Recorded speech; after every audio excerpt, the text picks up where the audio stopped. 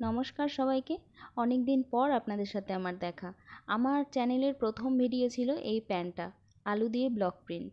আর একটা প্যান্ট আমি নিয়েছি, একইভাবে আজকে প্রিন্ট করে নেব।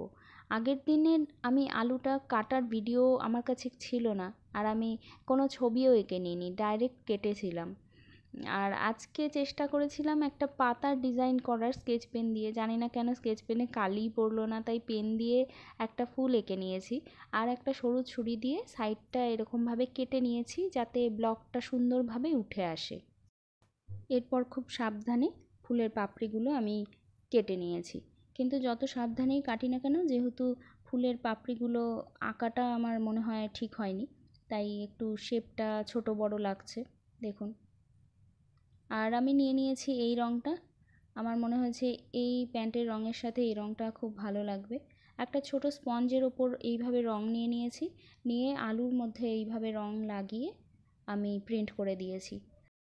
একটা পেপারের ওপর প্রিন্ট করে প্রথমে দেখে নিলাম কেমন লাগছে, দেখলাম ঠিক আছে, তাই আর কিছু চেঞ্জ করিনি।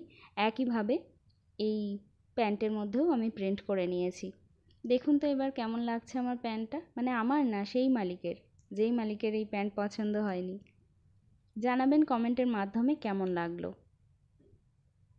ভিডিওটা দেখার জন্য অনেক ধন্যবাদ। দেখা হবে পরের ভিডিওতে।